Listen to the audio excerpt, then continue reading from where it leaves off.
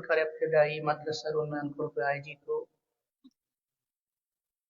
2 দিন ব্যাপী বাৎসরিক ইসলামী জালসার আজকে শেষ দিন, শেষ অধিবেশন 4ই ডিসেম্বর 2024।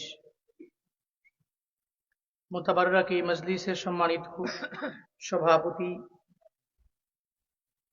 বাংলাদেশ জামায়াতে ইসলামী বড়হর ইউনিয়নের সম্মানিত প্রচার সম্পাদক জনাব কে এম আলাউল হক সাহিব, আজকের এই মাহফিলের সম্মানিত প্রধান অতিথি বাংলাদেশ জামায়াতে ইসলামীর সহকারী সেক্রেটারি জেনারেল আলহাজ মাওলানা রফিকুল ইসলাম খান দামাত বরকাতুহুম। আজকের এই মাহফিলে আমার পূর্বেই কোরআন এবং হাদিস থেকে দিক নির্দেশনামূলক বাণী আপনাদেরকে শুনিয়েছেন। চড়ুইমুড়ি বালিকা দাখিল মাদ্রাসার সম্মানিত সহ সুপারিনটেন্ডেন্ট হযরত মাওলানা মোহাম্মদ ফরিদুল ইসলাম আল ফারুকি দামাত বরকাতুহুম আজকের এই মাহফিলে কথা বলেছেন পাগলা বোয়ালিয়া কেন্দ্রীয় জামে মসজিদের পেশ ইমাম হযরত মাওলানা মোহাম্মদ মনিরুল ইসলাম দামাত বরকাতুহুম। আর অনেকেই বাদাল মাগরিব থেকে নিয়ে পর্যন্ত কোরআন এবং হাদিস থেকে দিক নির্দেশনামূলক বাণী আপনাদেরকে শুনিয়েছেন। আপনারাও কিছু দিনই আলোচনা বাস্তব জীবনে আমল করার লক্ষ্যেই শোনার জন্য বসে আছেন। শুরুতেই আমাকে একটু উচ্চ কণ্ঠে উচ্চ আওয়াজে জবাব দিবেন, এই সুন্দর মনোরম পরিবেশে বেহেশতের বাগান পেয়ে আপনারা খুশি না বেজার? পেছনের লোকেরা মনে মনে করে সামনের লোকেরা বললেই আমরা না বললেও চলবে নাকি? পেছনের লোকেরা আছেন তো? হাত তোলেন দেখি। সামনের লোকেরা বললেন না, আপনারা খুশি না বেজার? এলে আপনারাও আছেন। আজকের এই মাহফিলের আয়োজন যারা করেছেন, আল্লাহ প্রত্যেককে দুনিয়া এবং আখিরাত উভয় জগতে কল্যাণকামীদের অন্তর্ভুক্ত বানায় দেন। সকলেই পড়ি আমিন। আজকে এই মাহফিলের ব্যাকগ্রাউন্ডে যুব সমাজের অক্লান্ত পরিশ্রম রয়েছে। এদের মধ্যে হাফিজুল, কামরুল, আমিনুল, এদের অক্লান্ত পরিশ্রম রয়েছে। আল্লাহ এই যুবকদেরকে দ্বীনের জন্য, ইসলামের জন্য কবুল করেন। সকলেই পড়ি আমিন। ভাই সব,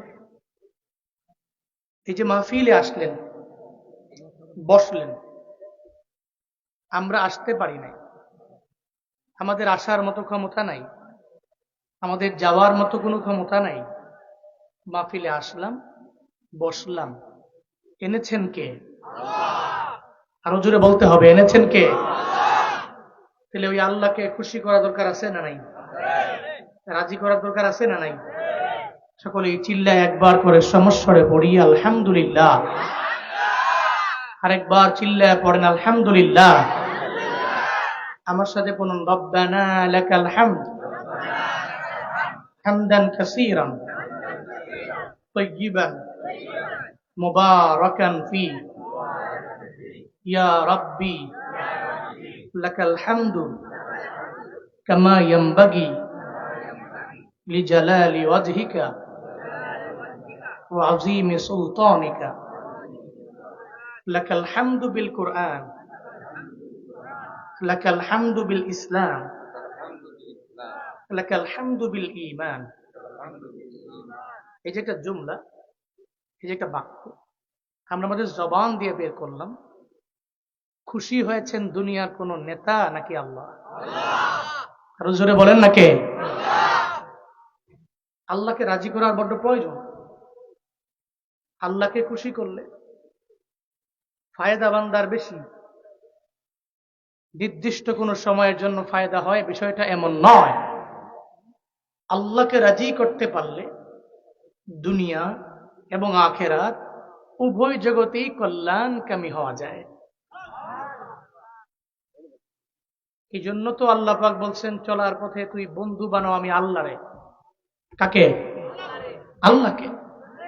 আল্লাহর পরে রসুলকে। আল্লাহ এবং রসুলের পরে আল্লাহ এবং রসুলকে যারা মানে, এদের কমান্ড মেনে যারা চলে, এই সমস্ত উলুল আমার, এদেরকে তুই চলার পথে বন্ধু বানাও। এক নম্বরে আল্লাহকে, দুই নম্বর রসুলকে, আল্লাহ এবং রসুলের পরে এদেরকে যারা মানে, এদেরকে চলার পথে বন্ধু বানাইতে পারলে ফায়দা আছে না নাই? উপকার আছে না নাই? এই উনি উঠলো কেন? কই যান? মাফি শেষ?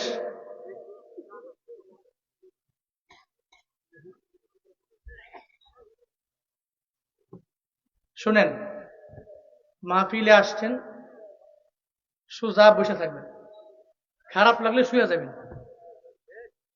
লেকিন উঠা যাবে। ঠিক আছে? পারবেন তো ইনশাআল্লাহ? লং টাইম কথা আমি কোথাও বলি না, যতক্ষণ বলবো একটু ধৈর্য সহকারে বসবেন, শুনবেন, দোয়া দিয়া বাড়ি যাবেন। বলি ইনশাআল্লাহ। আল্লাহ তৌফিক দান করেন।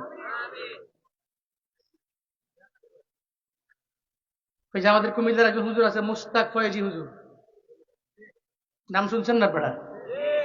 মুরব্বী হুজুর চিনেন তো? সোনামণি বুঝছে না? ঠিক কিনা? হুজুরের নাম জানে না, কিন্তু মুরব্বী হুজুর কইলে চিনি। ঠিক কিনা?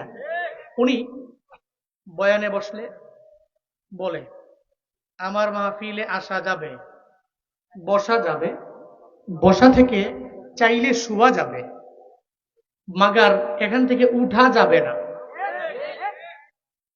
আমরা ওই চিন্তা নিয়ে বসি, ক্লান্ত হয়ে গেলে শুয়ে যাবো, মাগার উঠা যাব না। পারবো তো ইনশাআল্লাহ? আল্লাহ পাক সবাইকে তৌফিক দান করেন, সকলেই পড়ি আমিন। আরো জোরে পড়েন আমিন। শুনেন, গত 2-1 দিন ধরেই আমার বুকে মনে হয় কফ জমে গেছে, ডিস্টার্বও করে বয়ানের সময়। কিন্তু এরপরেও আমি যদি এখন বলি যে আমার সমস্যা আছে, 3 দিন মাহফিল ক্যান্সেল করে দিলাম, এদের অবস্থাটা যে কি হবে এটা আমি ভালো করেই জানি। এই জন্য গত যত বছরগুলোতে প্রোগ্রাম রাখছি, কোনো প্রোগ্রাম রাইখা যাই নাই, এমন কলঙ্কের কোনো দাগ নাই।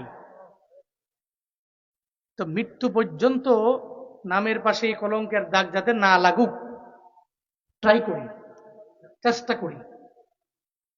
কারণ এমন এক পরিবারে জন্ম নিয়েছি, আমরা সবাই আলেম আলহামদুলিল্লাহ। দাদাও ছিলেন আমার উপজেলার, অহংকারের জন্য বলছি না, দাদা ছিলেন আমার উপজেলার সর্বপ্রথম টাইটেল পাস। যখন ওই এলাকায় টাইটেল পাস পর্যন্ত পড়ুয়া কোনো আলেম নাই। এরপরে বাবা আলেম, বাবার পরে আমরা 3 ভাই মাদ্রাসার লাইনে আলেম আলহামদুলিল্লাহ। আমরাও নিয়ত করছি আমাদের সন্তান ইন ফিউচারে যা আসবে সব ইলমুদ্দিনের লাইনের একজন আলেম বানাবো ইনশাআল্লাহ।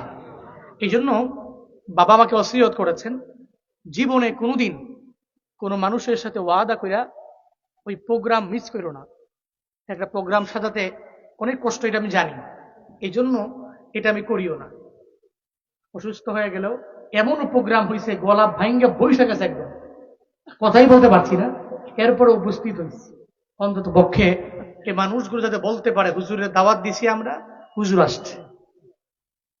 এই জন্য যতক্ষণ পারি, যেভাবে পারি, একটু বসবেন না চলে যাবেন, বসবেন না চলে যাবেন। আল্লাহ আখিরি মুনাজাত দিয়ে বাড়িতে যাওয়ার তৌফিক দান করেন। কারা কারা আমরা মুনাজাত দিয়ে বাড়ি যাব? মুনাজাত দিয়ে বাড়ি যাব, হাত নাড়ান। আর মুনাজাত না দিয়ে তো বাড়ি যাওয়ার কায়দাই নাই। উঠলেই তো কমুজে ধরে নেয়, বয়ান বন্ধ করে হের বিষয়ে বয়ান হবে 5 মিনিট। আল্লাহ তৌফিক দান করেন। জোরে পড়েন আমিন। ডাক করছেন আপনারা? কষ্ট পেয়েছেন নাকি? পড়েন সুবহানাল্লাহ, পড়েন আলহামদুলিল্লাহ। আরো জোরে চিল্লায় আল্লাহু আকবার। আমি খুতবাতে সূরাতুল মুজাদালার 22 নম্বর আয়াতে কারিমা তিলাওয়াত করেছি। কোন সূরা? সবাই বলতে হবে কোন সূরা? সূরাতুল মুজাদালা। মিম, জিম, আলিফ, দাল, লাম, তা। হরফ কয়টা? 6টা। কয়টা? বলেন না কয়টা? যদি জবান দিয়ে খালি একবার বের করছেন,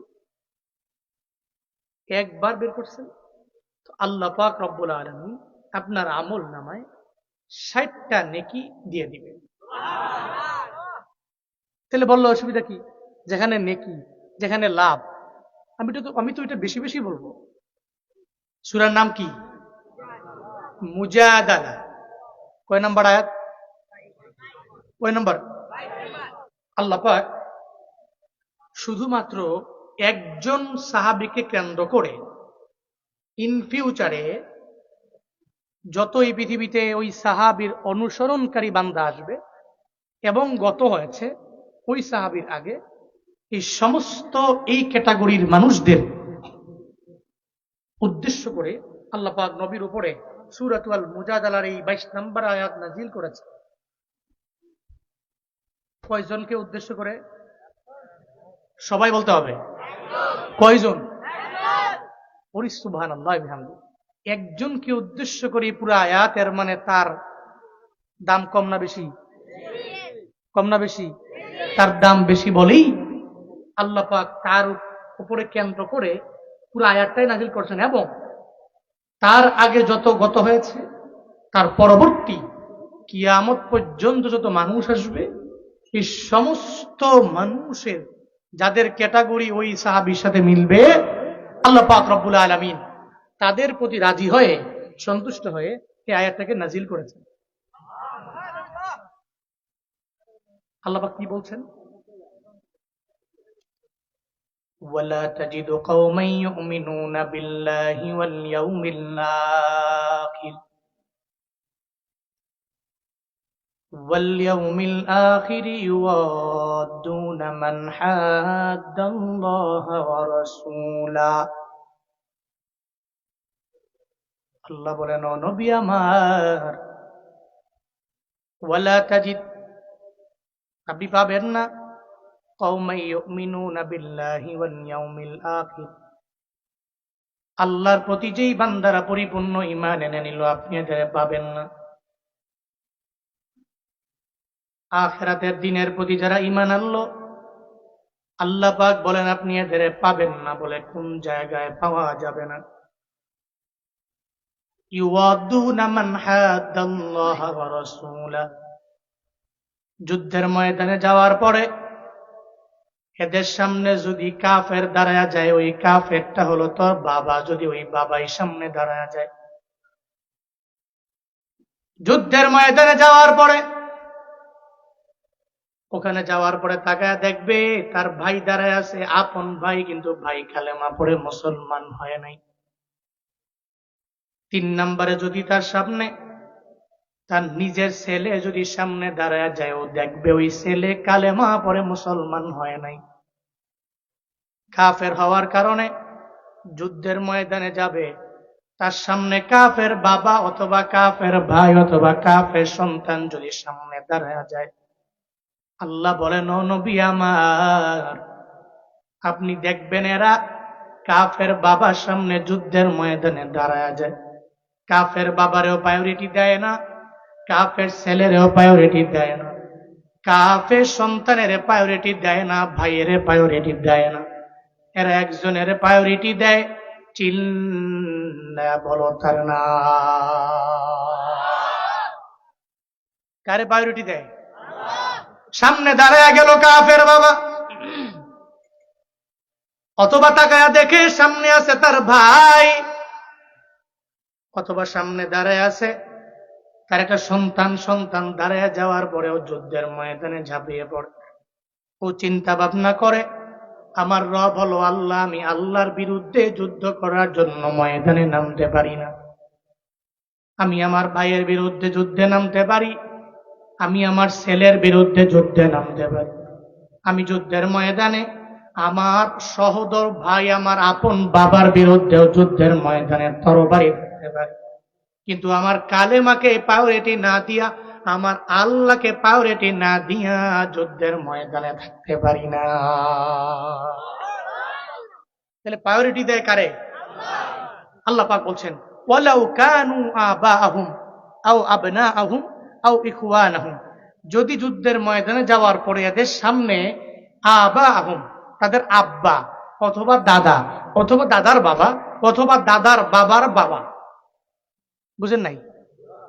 যদি সামনে দাঁড়ায় যায়, এরপরে তরবারি নিয়ে দাঁড়ায় আছি, কাফের হইলে আপনি যদি তরবারি উঠান, আমিও আপনার উপরে তরবারি উঠাবো, আপনাকে প্রায়োরিটি দিব না, আল্লাহকে প্রায়োরিটি দিব। সুবহানাল্লাহ জোরে পড়বেন না? শুধু তাই না, এরপরে আল্লাহ পাক বলছেন শুধু আবা আহুম এমন নয়, আবনা আহুম, তার ছেলে অথবা ছেলের ছেলে অথবা ছেলের ছেলের ছেলে যদি সামনে দাঁড়ায়, এরপরেও তাদের বিরুদ্ধে যদি এরা তরবারি ধরে, সেও তরবারি ধরবে। প্রায়োরিটি দিবে কারে? আল্লাহর দিবে। এরপরে তার সামনে ভাই, ইখওয়ানাহুম, ভাইয়ের ভাই, এরপরে ভাইয়ের ভাই, আবার ভাইয়ের ভাই, যত ধরনের ভাইও, যত ভাই, চাস্তো ভাই, খালতো ভাই, মামতো ভাই, তালতো ভাই আছে না নাই, এরকম ভাই যদি সামনে দাঁড়ায়, ও যদি তরবারি ধরে, এরপরেও তার বিরুদ্ধে যুদ্ধ করার জন্য তরবারি ধরবে। ভাইকে প্রায়োরিটি না, আল্লাহকে প্রায়োরিটি দিবে। আল্লাহ পাক এরপরে বলছেন আশিরাতাহুম, এরপরে প্রথমত বাবা, এরপরে ভাই, এরপরে ছেলে, এরপরে আশিরাতাহুম, তার আত্মীয় স্বজন, জ্যাঠা থাকতে পারে, খালু থাকতে পারে, এরকম যত আত্মীয় স্বজন ক্লোজ রিলেটিভ আছে, এই ক্লোজ রিলেটিভদের মধ্যে সামনে যদি দাঁড়ায়, ও যদি তরবারি নেয়, এরপরেও তার বিরুদ্ধে যুদ্ধ করার জন্য সে তরবারি ধরবে। তার আত্মীয় স্বজনকে প্রায়োরিটি দিবে না, আল্লাহকে প্রায়োরিটি দিবে। সুবহানাল্লাহ আরো জোরে পড়বেন না? আর একটু আওয়াজ করে পড়বেন না সুবহানাল্লাহ? এই কেউ কি এর এক নাম্বার মাত্রই শুরু হয়ে গেছে।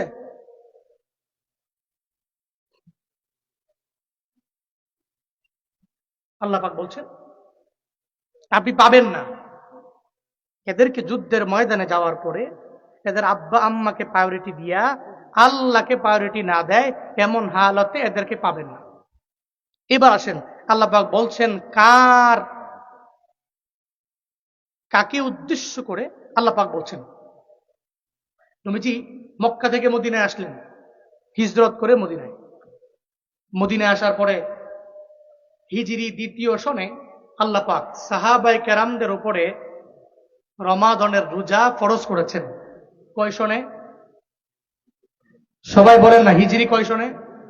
2য় সন। 2য় হিজরিতে আল্লাহ পাক প্রত্যেকটা মুমিনের উপরে, প্রত্যেকটা সাহাবীর উপরে, নবীর উপরে আল্লাহ পাক নাজিল করেছেন। এবং আল্লাহ পাক জানাইছেন কুতিবা আলাইকুমুস সিয়াম কামা কুতিবা আলাল লাযীনা মিন ক্বাবলিকুম লাআল্লাকুম তাত্তাকুন। এই যে সামনে চলতেছে ডিসেম্বর, জানুয়ারি, ফেব্রুয়ারি, মার্চের 1 অথবা 2 তারিখে যেই রমজানে রোজা রাখবো, ইফতারের আগে যে আয়াত তিলাওয়াত করে এবং সাহারির আগে যে আয়াত তিলাওয়াত করে, রমজানে যে আয়াত বেশি বেশি তিলাওয়াত করে, কুতিবা আলাইকুমুস সিয়াম কামা কুতিবা আলাল লাযীনা মিন ক্বাবলিকুম লাআল্লাকুম তাত্তাকুন। এই যে আয়াত আল্লাহ পাক নবীর উপর নাজিল করেছেন মক্কা থেকে মদিনায় যাওয়ার 2য় বছরে। নাজিল হওয়ার পরে আপনারাই বলেন, মার্চের 2 তারিখ যদি রমজান শুরু হয়, প্রথম 2 দিন রোজা রাখতে একটু কষ্ট হবে না? সবাই বলেন না? স্বাভাবিক ব্যাপার হলো, রমজান যখন আসে আপনি সারাদিন খান, হঠাৎ করে বন্ধ হয়ে গেছে, দেখবেন পেটে ঝামেলা হয়, গ্যাস্ট্রিকের প্রবলেমটা প্রথম 1-2 দিন একটু পরে, এরপরে যখন স্বাভাবিক নিয়মে চলে আসে, তখন রমজানের রোজা রাখতে অটোমেটিক কোনো সমস্যা নাই, ইজি, একদম ইজি, ঠিক কিনা? আবার 30 দিন পরে আপনি দিনে খান নাই, 30 দিন পরে হঠাৎ করে যখন বন্ধ হয়ে গেছে, খাবার দাবার বন্ধ সব, হঠাৎ করে 30 দিন পরে আবার চালু, তখন দেখবেন কিরে দিনে বেলা খাইতে মন চায় না। মাঝে মাঝে এমন হয়, ঈদের পরের দিনে এই তুমি উঠছো কেন, হ্যাঁ উঠছো কেন? আর বক রমজানের 30 দিনের পরে মাঝে মাঝে এমন মনে হয়, ঈদের 1-2 দিন পরেও আমার মনে হয় যে মনে হয় খাবার দাবার আরে মনে হয় রোজা, ঠিক কিনা? এমন মনে হয় কিনা? মনে হয় রোজা, মনে হয় রোজা, এই একটা ভয় অন্তরের মধ্যে থাকে। জীবনের প্রথম সাহাবায়ে কেরামকে আল্লাহ পাক বললেন, কুতিবা আলাইকুমুস সিয়াম, তোমাদের উপরে রমাদানের রোজা ফরজ করে দেওয়া হয়েছে, কামা কুতিবা আলাল্লাযীনা মিন ক্বাবলিকুম, যেরকম ভাবে তোমাদের পূর্ববর্তী গণদের উপরেও নাজিল হয়েছিল। সাহাবায়ে কেরাম রোজা রাখলেন। হঠাৎ করে নবী একদিন বললেন, নবীর কাছে চিঠি পাঠানো হলো, কাফেররা মক্কা থেকে সব আসতে হলো বদরের প্রান্তরে যুদ্ধ করার জন্য। অনেকটা পায়ে পড়ে ঝগড়া করে আসেন না, দেখবেন আমাদের সমাজে আছে। বাজারের মধ্যে গেছেন, আপনি ঝগড়া করা মানুষ না, কিন্তু সে ঝগড়া করা মানুষ। হ্যাঁ, যেমনি হোক আপনার সাথে ঝগড়া মগড়া কইরা আপনারা গালি গালাজ করে বাড়ি যাবে। এমন স্বভাবের, এমন দুষ্টরিত্বের মানুষ সমাজে আছে না নাই? কথা বল না কেন, আছে না নাই? আছে। দেখবেন বাজারে গেছেন, আপনি ঝগড়া করার মানুষ না, আপনার পায়ে পড়ে ঝগড়া করে। মক্কাতে থেকে আবু জাহাল, উতবা, সাইবা, ওয়ালিদ ইবনে মুগিরা দেখে নবী তো মদিনায় যাওয়ার পরে এরা সবাই তলা আল বাদরু আলাইনা মিন সানিয়াতিল ওয়াদা ওয়াজাবা শুকরু আলাইনা মা দাআ লিল্লাহিদা, পড়বেন আল্লাহু আকবার।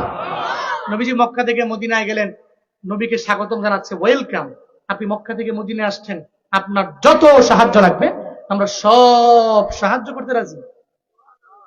সুন্দর করে ওয়েলকাম জানালেন, স্বাগতম জানালেন। নবীর হাতে দলে দলে মানুষগুলো আসছে, কালেমা পড়ছে, মুসলমান হচ্ছে। মক্কায় তো নবীর দুশমন আবু জাহাল আছে না নাই? বন্ধু না শত্রু? কথা বলে না, বন্ধু না শত্রু? উতবা নবীর বন্ধু না শত্রু? সাইবা নবীর বন্ধু না শত্রু? ওয়ালিদ ইবনে মুগিরা নবীর দুশমন না বন্ধু? জোরে বলেন না, জোরে বলেন না। ঠিক তদ্রুপ ভাবে ইসকন বাংলাদেশের মুসলমানদের বন্ধু না শত্রু? ভারতের উগ্রবাদী হিন্দুরা আমার দেশের মানুষের বন্ধু না শত্রু? মনে রাখবা, মৃত্যু পর্যন্ত কোন হিন্দু কোন মুসলমানের বন্ধু হতে পারে না। চিল্লা কও ঠিক কিনা? এরা বন্ধু হতে পারে না। দেখবেন দেখবেন মাঝে মাঝে আইসা গায়ে গেছে, মনে রাখবেন ডাল মে কুচ কালা হে, এখানে ঝামেলা একটা আছে। গত স্বৈরাচার থাকা অবস্থায় ভারতের সাথে সম্পর্ক অনেক ভালো, ইলিশ দেওয়ার বেলায় আছে। আর এরা আছে হলো কিভাবে পানি দিয়ে বন্যার মাধ্যমে আমাদের ফেনী নোয়াখালী ডুবাইয়া দেওয়া যায়। এর মানে বোঝা গেল এরা উপর দিয়া পিটপাট, ভিতরে উপর দিয়া কার পুরো বন্ধু, আমার বন্ধু দেশ, পাশের দেশ। আরে মজাই কয় কি, হিন্দু জীবনেও কোন মুসলমানের বন্ধু হতে পারে? একজন কাফের মুসলমানের বন্ধু হতে পারে? পারে পারে পারে পারে। কোন হিন্দু, কোন বৌদ্ধ, কোন খ্রিস্টান, অন্য কোন ধর্মের লোক কোন মুসলিমের বন্ধু হতে পারে না। নিষেধ কি জুনায়েদ আল হাবিব করছে না আল্লাহ পাক করছেন? আরো জোরে বলেন, কে করেছেন? আল্লাহ পাক করেছেন। এই জন্য বন্ধু বানাবেন মুসলমানকে। এই যুবকেরা যারা স্কুলে কলেজে পড়ো, স্কুলে যাওয়ার পরে বন্ধু বানাবা, তোমার স্কুলের একটা মুসলিম বন্ধুকে বন্ধু বানাও। খ্রিস্টান বন্ধুকে আপন মনে করো না, হিন্দু বন্ধুকে আপন মনে করো না। একজন মুসলিম বন্ধুকে বন্ধু বানায় অগ্রগামী হও। অন্তত পক্ষে জীবনে কোনো উপকার না করতে পারলেও সে তোমার ক্ষতি করবে। এই জন্য বন্ধুকে, মুসলিম না হিন্দু? নবীজির দুশমন আবু জাহাল, উতবা, সাইবা নবীজির দুশমন, নবীজির শত্রু। মনে মনে ভাবে মদিনায় তারা তাড়াইলাম, মনে করছি মদিনায় যাওয়ার পরে লোক টোক মনে হয় তার পাশে থাকবে না। ওমা যাওয়ার পরে দেখি সব দিক কালেমা পরে মুসলমান হয়, দল দিকালি দিন দিন বড় হয়। আবু জাহালের মাথা গরম। 1000 সৈন্য নিয়ে আসলেন বদরের প্রান্তরে। মদিনা থেকে 70 মাইল, কয় মাইল? মদিনা থেকে 70 মাইল দূরে বদর নামক প্রান্তরে 1000 আইসা নবীর কাছে চিঠি পাঠাইছে, হাই মোহাম্মদ, পারলে তোমার যত দলবল আছে এগুলা নিয়ে আসো, অস্ত্র নিয়ে আসো, ঘোড়া নিয়ে আসো, ওট নিয়ে আসো, পারলে আসো, যদি পারো তাহলে তোমার সাথে আমাদের আজকে যুদ্ধ হয়ে যাবে। রহমাতুল লিল আলামিন যখন এটা পেয়ে গেলেন, আমার মায়ার নবী চিন্তায় পড়ে গেলেন। মায়ার নবীর মনে বড় চিন্তা, সাহাবায়ে কেরামকে যদি আমি বলি এই সাহাবায়ে কেরামেরা বদরে যাওয়া লাগবে, বদরের মধ্যে যাওয়ার পরে এরা তাকায় দেখবে এদের বাবা দাঁড়ানো অথবা ছেলে দাঁড়ানো অথবা ভাই দাঁড়ানো।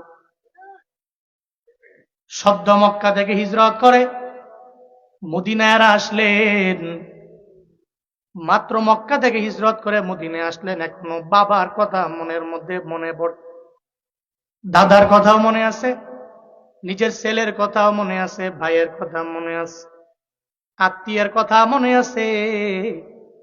মায়ার নবী চিন্তা করে এদেরকে যদি আমি বলি বদরে যাওয়া লাগবে, বাবার বিরুদ্ধে যুদ্ধ করা লাগবে, দাদার বিরুদ্ধে তোমাদের যুদ্ধ করা লাগবে, তোমাদের ভাইয়ের বিরুদ্ধে তোমাদের যুদ্ধের ময়দানে যাওয়া লাগবে, এই কথা বলার পরে যদি আমার উম্মতেরা রাজি না হয়ে যদি আমি নবীরে জানায় দেয়, ও নবী আমার, আপনি আর আপনার আল্লাহ যুদ্ধ করার জন্য বদরে যান, আমরা যুদ্ধ করার জন্য বদরের ময়দানে যেতে পারি না। নবীর চিন্তা কেমনে আসলো? আল্লাহ পাক তো নবীরে আগেই জানায় দিয়েছে। হযরতে মূসা নবীর উম্মতের নাম হলো বানি ইসরাইল। আল্লাহ পাক রব্বুল আলামিন এই বানি ইসরাইলে আসমান থেকে অনেকগুলা নিয়ামত আমার মাওলা দিয়ে দিলেন। এমন কোন বড় বড় নিয়ামত নাই যে আমার মাওলা বনি ইসরাইলে দেন নাই। আল্লাহ পাক রব্বুল আলামিন আসমান থেকে বনি ইসরাইলে পর্যন্ত আমার মাওলা খাবার খাওয়াইলেন। ওই বনি ইসরাইলকে আল্লাহ পাক হযরতে মূসা নবীর সঙ্গে করে লইয়া 12টা রাস্তা নীল নদে বানায় দিন। ফেরাউন মারার জন্য দৌড়ায়, ফেরাউন তো মারতে পারে নাই, বরং মূসা নবী আসলেন, আল্লাহ পাক নবীরে আদেশ দিয়ে দিলেন লাঠি দিয়ে আঘাত করে দেন। সঙ্গে সঙ্গে আঘাত করলো, 12টা রুট নীল নদের মধ্যে হয়ে যায়। বনি ইসরাইলের সব সব লোকেরা পার হয়ে নীল নদ পার হয়ে যায়। হযরতে ফেরাউন ওই নীল নদের মধ্যে চুবিয়া চুবিয়া ডুবিয়া ডুবিয়া একজন মারছে, চিল্লায়া বলো তার না। আল্লাহ পাক এদের পার করে দিলেন। বনি ইসরাইলরা পার হয়ে চলে গেল, ফেরাউন যাইতে পারে নাই। ফেরাউন মনে করলো মনে হয় আমার জন্য রাস্তা, ফেরাউন দৌড়ে যায়। পথিমধ্যে যাওয়ার পরে সমুদ্রের মাঝে যাওয়ার পর আল্লাহ কয় রাস্তা, আমি আল্লাহর ইশারায় তুই চূর্ণ বিচূর্ণ হয়ে যা। ফেরাউন তো জানে না নীল নদের মধ্যেই মরণ হয়ে যাবে। ওই রোডটা চূর্ণ বিচূর্ণ হইয়া নীল নদের মধ্যে আল্লাহ পাক ফেরাউনকে চুবাইয়া ডুবাইয়া মারলেন। বনি ইসরাইল চলে গেল। যখন মিশরে যে বসবাস করা আরম্ভ করে দিল, এদের আগের নিবাস হলো সিরিয়া। আল্লাহ পাক রব্বুল আলামিন মূসা নবীরে বললেন, এই নবী মূসা, বনি ইসরাইলকে বলেন এরা সিরিয়ার মধ্যে যাওয়ার জন্য বলেন। এরা সিরিয়ায় যাবে, ওখানে গিয়া যুদ্ধের ময়দানে যুদ্ধ করা লাগবে না, শুধু যাবে, গেলি আমি আল্লাহ এদের পরিপূর্ণ বিজয়ী বানায়া দিব। এরা যাইতে দেরি, আমি আল্লাহ এদের বিজয়ী ঘোষণা করে দিয়া দিলাম। এদের যুদ্ধ করা লাগবে না, এদের তরবারি নিয়ে যুদ্ধের ময়দানে নামাও লাগবে না, শুধু যাবে, আমি আল্লাহ এদের পরিপূর্ণ বিজয়ী ঘোষণা করে দিব।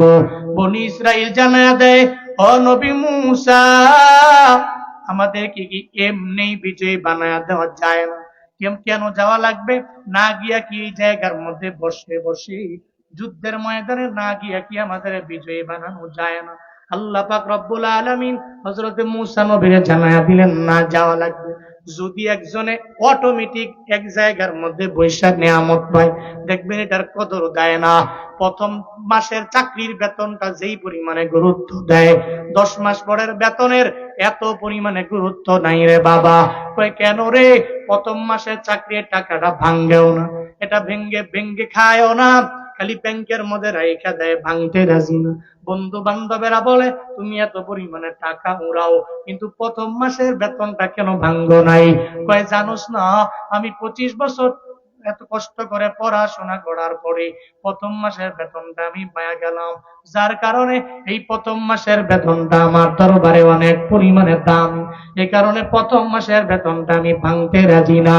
ও আল্লাহর বান্দারা, দুনিয়ার স্বাভাবিক নিয়মই হলো এটা। দুনিয়ার মানুষেরা যেটা কষ্ট করে অর্জন করে চিরজীবন মনে রাখে। আল্লাহ পাক জানায়া দেয়, ও নবী মূসা, বনি ইসরাইলে জানায়া দেন, আমি আল্লাহ তো চাইলেই ঘরের মধ্যে বৈশা আমি আল্লাহ এদেরকে পরিপূর্ণ বিজয় দিতে পারি, তবে কদর করবে না। এদের বলেন সিরিয়ার মধ্যে এরা যাবে, যুদ্ধের ময়দানে নাইমা তরবারি দিয়া যুদ্ধ ঘোড়া লাগবে না, এরা চাইতে দেরি হয়ে যাবে, আমি মাওলা এদের বিজয়ী বানাইতে দেরি করব না। পড়েন সুবহানাল্লাহ। বনি ইসরাইল এত পরিমাণ অকৃতজ্ঞ জাতি, সঙ্গে সঙ্গে বলতে লাগলো, এই মুসা, এখানে বসে থাকবো, তোমার আল্লাহরে কও বিজয় এনে দিয়ে দিবে। আল্লাহ কয় সিরিয়া যাওয়ার জন্য, হে কয় যাবে না। কি কয় উল্টা, কয় ইজহাব, তুমি যাও, আনতা ওয়া রাব্বুক, তুমি আর তোমার রব যাও, ফাকাতিলা, হেনে গিয়া দুইজনে যুদ্ধ করো, ইন্না হাহুনা কাঈদুন, আমরা বসতিতে এনে বসে রইলাম। নাউজুবিল্লাহ পড়বেন না? কি অকৃতজ্ঞ। আল্লাহ কয় তোরে এত নিয়ামত খাওয়াইলাম, এত কিছু তোরে দিলাম, খালি কইলাম যে সিরিয়াটা পুরাটা আমি চাই মুসলমানদের হাতে দিয়া দিব, বনি ইসরাইলের হাতে দিয়া দিব, তোরা খালি যাবি, তরবারি দিয়া যুদ্ধ করা লাগবে না, খালি গেলেই রবের পক্ষ থেকে নাসরুম মিনাল্লাহ, আল্লাহর পক্ষ থেকে সাহায্য আসবে, নুসরত আসবে, খালি যাবি, যুদ্ধ করা লাগবে না, জয়ী হয়ে যাবি। এরা কয় মুসা, যাইতে মন চায় তুমি যাও, তোমার আল্লাহরের সঙ্গে করে লইয়া যাও, আমরা মিশরে বইছি তো বইছি, সিরিয়ায় যাইতে রাজি না। নবী চিন্তা করে, মুসা নবী এদেরকে বলল, এরা গেল না, এই জন্য ওই জাতিকে আল্লাহ পাক শেষ পর্যন্ত নিয়ামত থেকে বঞ্চিত করে ফেললেন। উনি উঠছে কেন? বসেন বসেন। নবী চিন্তা করলেন, আহারে, যদি আমার সাহাবীদেরকে আমি বলি, যদি এরাও এমনি যদি কয় আপনিও যান, আপনার রব বদরের প্রান্তরে যান, আমরা আমাদের আব্বা গলকে যুদ্ধ করতে রাজি না, যদি এরা বলে, নবী এই চিন্তা নিয়ে চোখের পানি ফেলায় কান্না করে। মায়ান নবী এবার চিন্তায় পড়ে গেলেন, আমি এদের কাছে বললে যদি এরা না যায়, যুদ্ধের ময়দানে না গেলে আল্লাহ এদের প্রতি অসন্তুষ্ট হয়ে যাবে, আল্লাহ যদি রাজি না হয়, অসন্তুষ্ট হয়ে গেলে আমার উম্মতের উপর আমার মাওলা ক্রোধান্বিত হবে, রাগান্বিত হয়ে যাবে। নবী এজন্য চোখের পানি ফেলায়া ফেলায়া গুনগুনায় কান্দে, রবের দরবারে আবদার জানায়, আল্লাহ গো, আমার উম্মতের আমি যদি বলি, সাহাবীদেরকে যদি বলি, এরা যদি না যায়, তাহলে তো তুমি রাগান্বিত হয়ে যাবে। এরপরেও মায়া নবী যখন সাহাবায়ে কেরামেরা ডাকলেন, এই মুহাজিরেরা, আমি নবীর দরবারে আয়, আমি নবী যদি তোমাদেরকে বলি বদরের প্রান্তরে যাওয়া লাগবে, সামনে দাদায় থাকবে, বাবায় থাকবে, ভাই থাকবে, অথবা সামনে তোমার আত্মীয় স্বজনেরা থাকবে, এদের বিরুদ্ধে যুদ্ধের ময়দানে যাইয়া তরবারির মাধ্যমে যুদ্ধ করতে পারবা কি পারবা না? যদি তোমরা বলো আমি তোমাদেরকে সঙ্গে করে লইয়া বদরের ময়দানে যাব, মুহাজিরদেরকে বলার পর মুহাজিররা সঙ্গে সঙ্গে মায়ার নবীরে জানায় দেয়। মুহাজিরদের মধ্যে কে জানোনি রে বাবা? ওই মুহাজিরদের মধ্যে তো একজনের নাম আবু বকর, আর একজনের নাম হলো ওমর, আর একজনের নাম উসমান, আর একজনের নাম তো আলী। এই সমস্ত দামি দামি সাহাবায়ে কেরামদের নবী ডাকলেন আর বললেন, এই আবু বকর, আব্বার সাথে, দাদার সাথে, ভাইয়ের সাথে যুদ্ধ করার জন্য বদরের প্রান্তরে যাইতে পারবা কিনা? এই ওমর, তুমি যাইতে পারবা কিনা? এই উসমান, তুমি যাইতে পারবা কিনা? এই আলী, তুমি যাইতে পারবা কিনা? যখন এভাবে আমার মায়া নবীর সামনে ডাক দেয়, আবু বকর জানায়া দেয়, ও পয়গম্বর আমার, আমি আবু বকরের মতো ধনী কেউ নাই, মক্কাতে ছিলাম আমি বড় ধনী, আমার মতো টাকাওয়ালা মক্কার জমিনে কেউ ছিল না, কিন্তু নবী আমার, আপনার যখন জবান মোবারক দিয়ে আমারে বললেন, রে আবু বকর, একটু কালেমা পড়ে মুসলমান হয়ে যান, আমার দরবারে আসলেন, আমি সঙ্গে সঙ্গে আর দেরি করলাম না, আমি বললাম, নবী আমারে পড়ায়া দেন লা ইলাহা ইল্লাল্লাহ, আমি পড়ে নিলাম, আল্লাহ ছাড়া দুনিয়াতে কোনো ইলাহ নাই। ও পয়গম্বর আমার, শুধু তাই না গো নবী আমার, যখন আপনি মেরাজে গেলেন, ওই মেরাজ থেকে যখন দুনিয়ার জমিনে আসলেন, আসার পরে আপনি বললেন আমি মেরাজে গেলাম। নবী গো, আমি আবু বকর আপনার সামনেই তো রইলাম, আপনি আমারে বললেন, এই আবু বকর, রাতের বেলা আমি মেরাজে আমার মাওলার সাথে মুলাকাত করার জন্য আমি রওনা হয়ে গেলাম। এই আবু বকর, তুমি এই কথা বিশ্বাস করো কি করো না? আবু বকর জানায় দেয়, নবী আমার, আপনি যা বলেন জীবনেও মিথ্যা বলতে পারেন না, এই জন্য সিদ্দিক উপাধিও পর্যন্ত আপনি আমারে দিয়ে দিলেন। আজকে আমি মদিনায় আসলাম, আমার মক্কা থেকে এত পরিমাণে টাকার দিকে তাকাই নাই, আমার ওটের পালের দিকে তাকাই নাই, কোনো কিছুর দিকে তাকাইলাম না, বরং পয়গম্বর আপনার মহাব্বতে প্রেমে মক্কা থেকে আমি মদিনায় আসলাম। ও পয়গম্বর, ওই বদরের প্রান্তরে যদি আমার যাওয়া লাগে, আমার দেহের বিন্দু থেকে বিন্দু মাত্র পরিমাণ রক্ত থাকা পর্যন্ত আমি আবু বকর আপনাকে ছেড়ে বাড়ি আসবো না। পড়েন সুবহানাল্লাহ। আবু বকর কি কয়?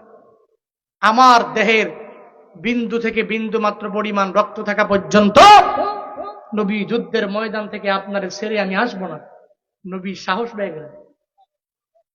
হযরতে ওমর যখন এবার মায়ার নবীর দরবারে বস, মায়ার নবী বলে, ওমর, বদরের প্রান্তরে যুদ্ধের ময়দানে যাওয়া লাগবে, যাবা কিনা? ওমর জানায়া দেয়, নবী আমার, আপনি বলছেন আমি ওমর, কেন যাব না গো পয়গম্বর? আমি ওমর তো সেই ওমর আবু জাহাল, উতবা, সাইবা, ওয়ালিদ ইবনে মুগিরা এরা বলল, হ্যাঁ কে আছো? মুহাম্মদের গর্দান আনার জন্য যাও।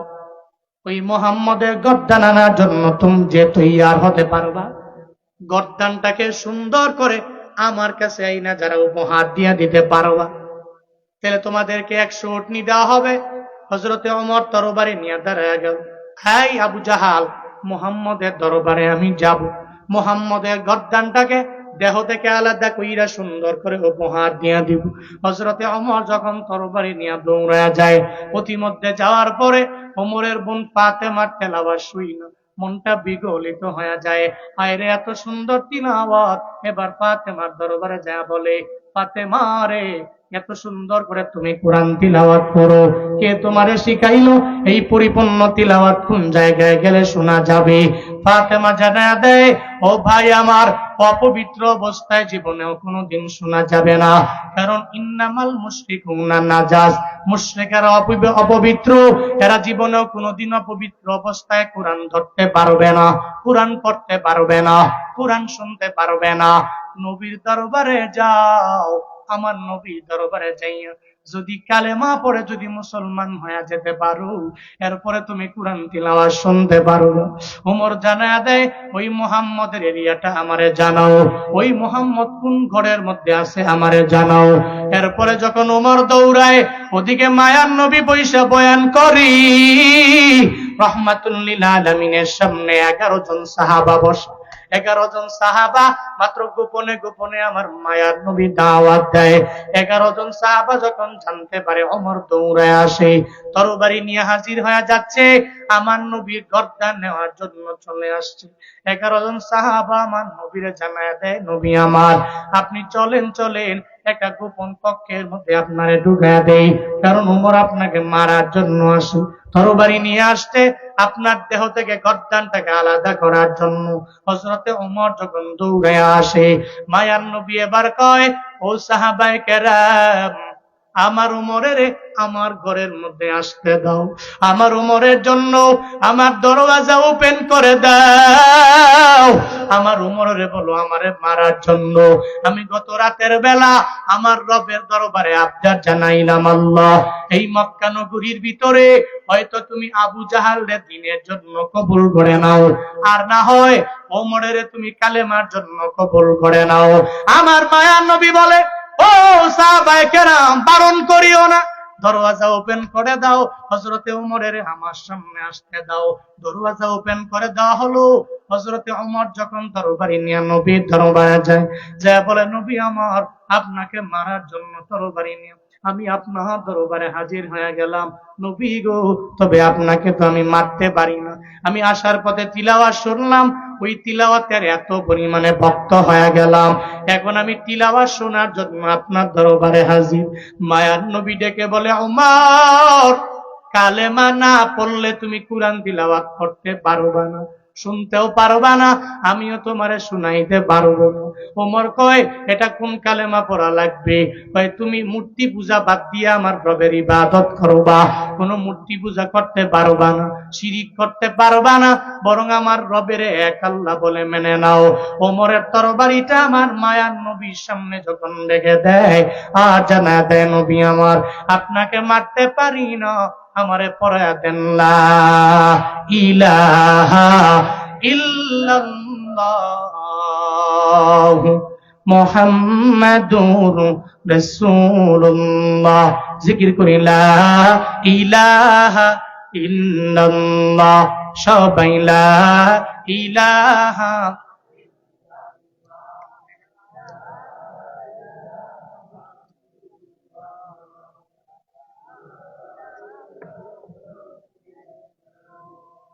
লা ইলাহা ইল্লাল্লাহ, লা ইলাহা ইল্লাল্লাহ, লা ইলাহা।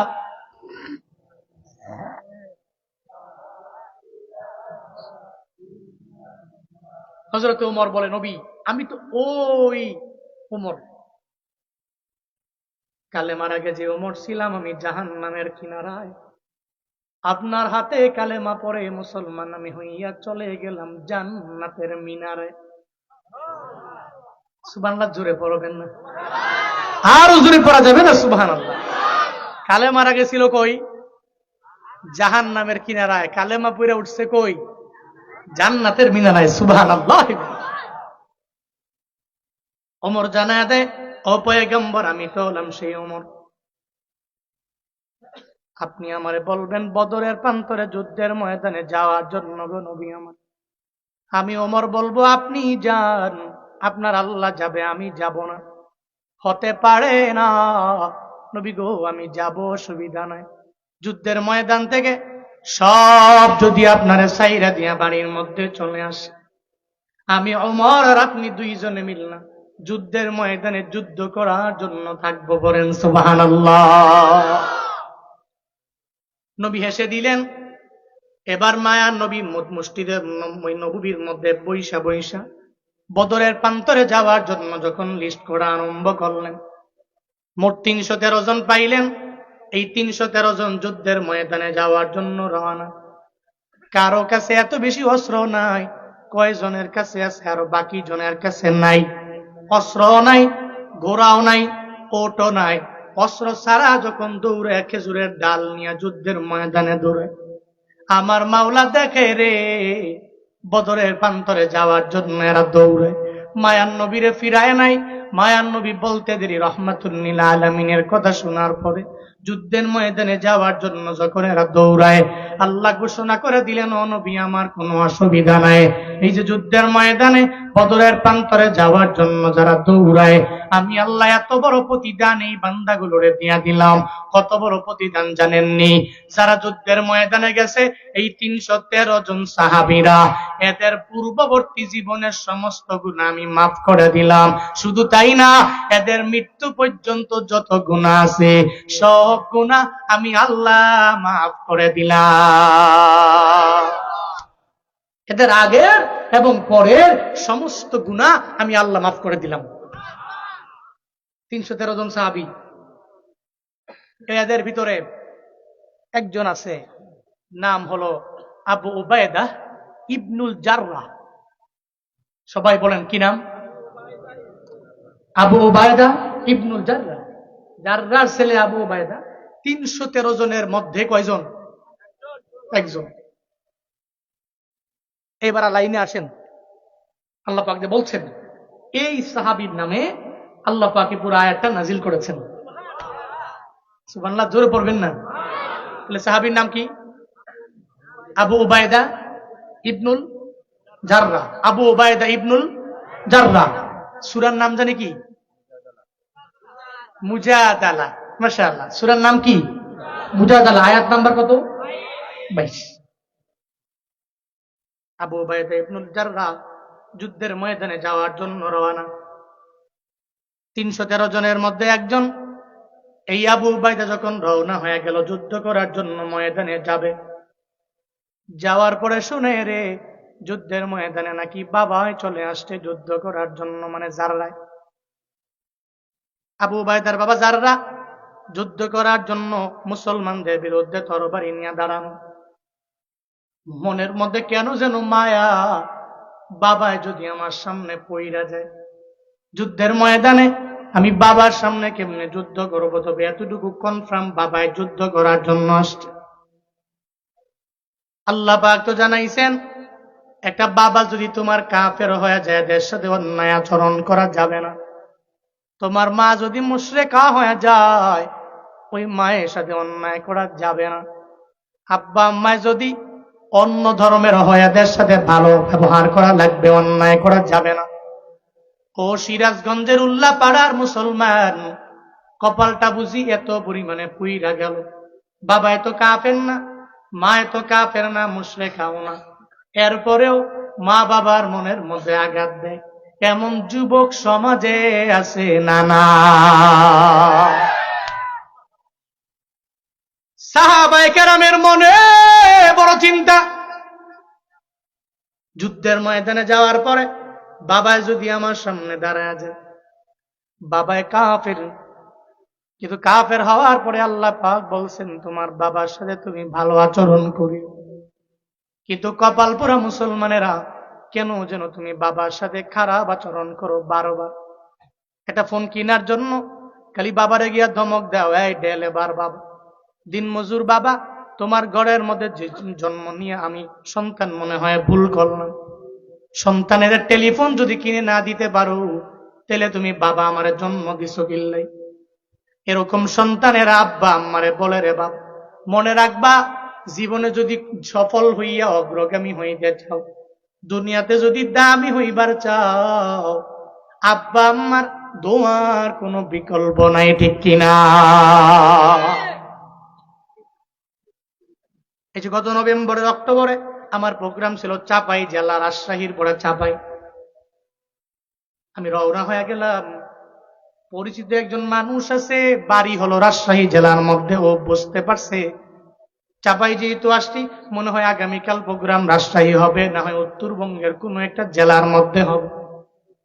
প্রোগ্রামে যাওয়ার পরে আমার টেলিফোন করে বলল আমার বাসার মধ্যে থাকবা বন্ধু। আমি বললাম না না, কালকে আমার ঢাকায় গিয়া বয়ান ধরা লাগবে।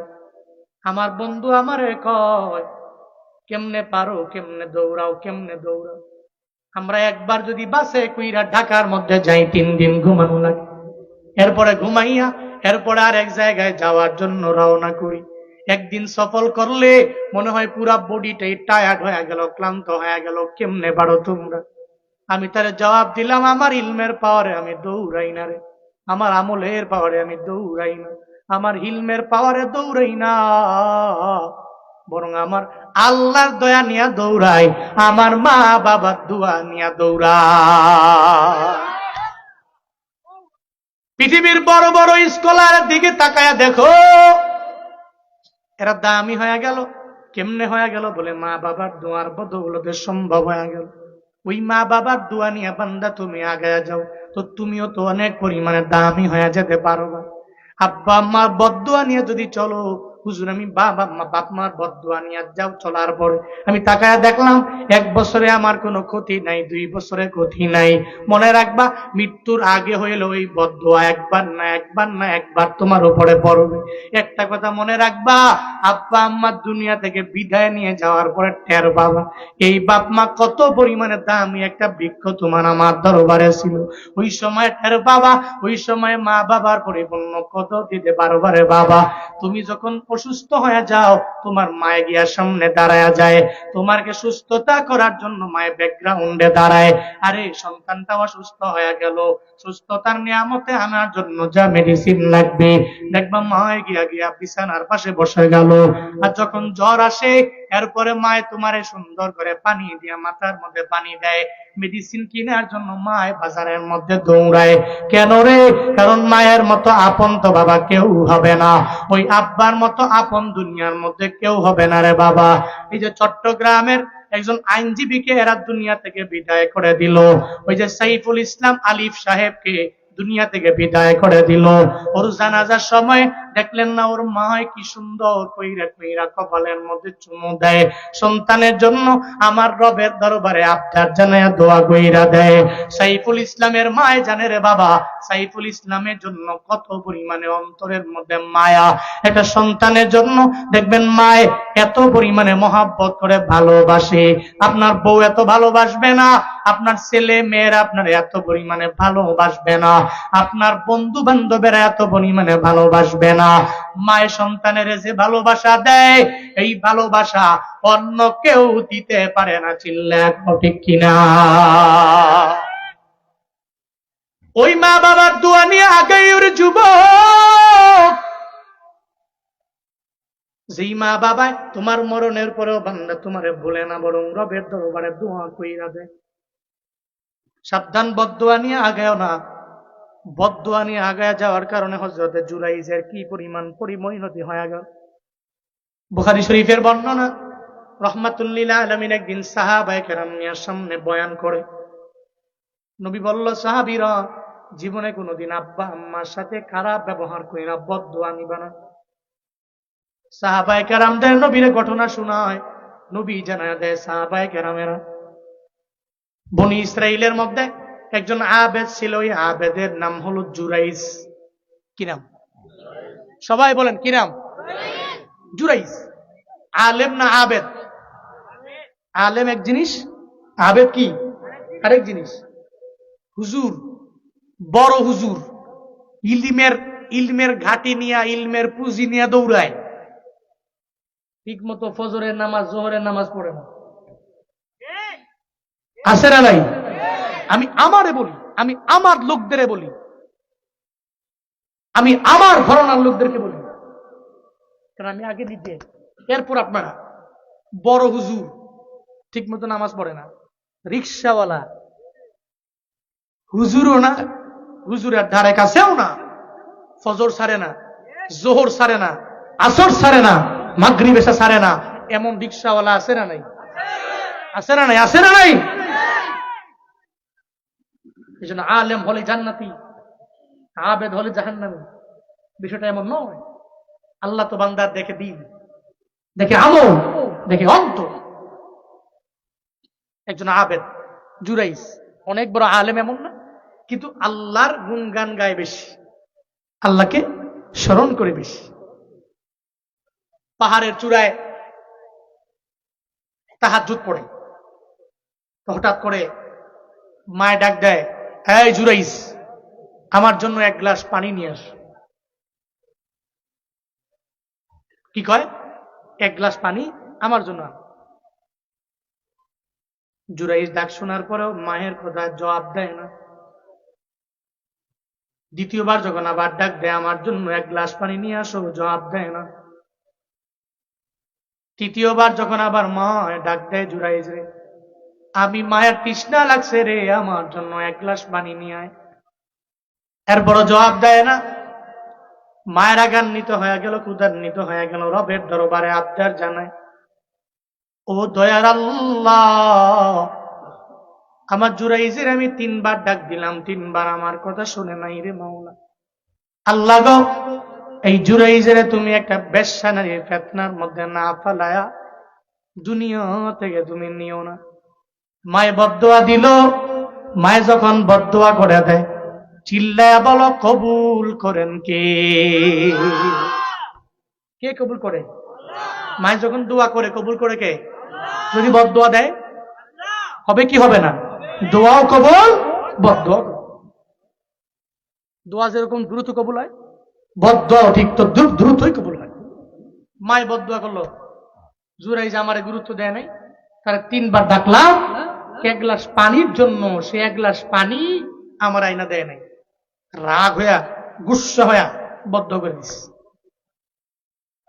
কয়েকদিন পরে জুরাইদ যখন ওই জায়গার মধ্যে বসে, এলাকার একটা বেশ্যা নারী আছে, ওই বেশ্যা নারী দরওয়াজার মধ্যে গিয়া করা আনারে, এই জুরাইদ দরওয়াজা ওপেন করে দাও। জুরাইদ দরওয়াজা ওপেন করে দেখে বেশ্যা নারী সামনে দাঁড়ান। এই মহিলা তুমি কেন আসলা? ওই নারী জানায়া দেয় জুরাইদ রে, দুনিয়ার কেউ দেখে না, কোনো পক্ষী দেখবে না, কোনো মানুষ দেখবে না, তোমার মুরিদান দেখবে না, তোমার ভক্তরা দেখবে না, কোনো মানুষ দেখবে না, কেউ দেখবে না। এই পাহাড়ের চূড়ায় শুধু তুমি আর আমি, চলো না একটু জেনার কাজের মধ্যে লিপ্ত হয়ে যাই। জুরাইজেরা কয়, তুমি চাইলে আমার সাথে অন্যায় কাজের মধ্যে লিপ্ত হতে পারো, একটু অপরাধে লিপ্ত হয়ে যাইতে পারো। জুরাইজ জানায়া দেয়, এই বেশ্যা নারী, না না, এই জায়গায় আমি পাহাড়ের মধ্যে আছি, কোনো পক্ষী দেখবে না, কোনো মানুষ দেখবে না, কোনো পিপিলিকা দেখবে না, কোনো প্রাণী দেখবে না, কেউ যেখানে নয় ওই জায়গায় একজন আছে, চিল্লায়া বলো তার নাম। আহুয়া মাআকুম আইনামা কুনতুম, বান্দা তুমি যেখানে যাও এই জায়গায় আল্লাহ। এই চিন্তা নিয়ে জুরাইদ সঙ্গে সঙ্গে জানায়া দেয়, না না, আমি তোমার সাথে কোনো অন্যায় কাজের মধ্যে লিপ্ত হতে পারি না, আমি তোমার সাথে জেনার কাজের মধ্যে লিপ্ত হতে পারি না। এই বেশ্যা মহিলা, তুমি এখান থেকে চইলা যাও। ও যুবকেরা, দরওয়াজা বন্ধ করে দিয়া তোমার মোবাইলের মধ্যে রাত 12টার পরে কি অন্যায় করো, রাত 1টার পরে কি অন্যায় করো, বাবায় জানে না, তোমার মায় জানে না, তোমার কেউ জানে না, বন্ধু বান্ধবেরা জানে না।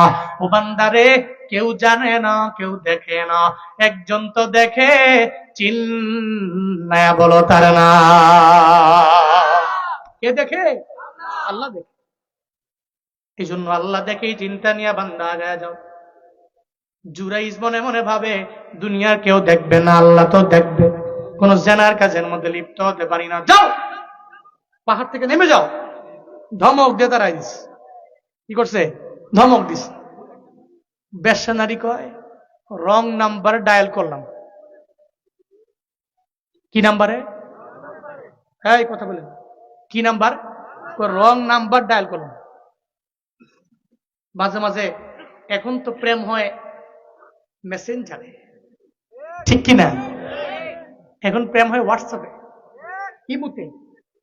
হঠাৎ করে দেখছে সামনে একটা আইডি আসছে, মেঘ বালিকা, ছবি একটা দিয়ে রাখছে, কোত্থেকে জানি কোনো এক নায়িকা, তো রিকোয়েস্ট পাঠাইছে, অ্যাকসেপ্ট করছে। ওরে সুবহানাল্লাহ, অ্যাকসেপ্ট করছে, সারাদিন খুশি। আরে সুবহানাল্লাহ, একটা মেয়ে পাইলাম।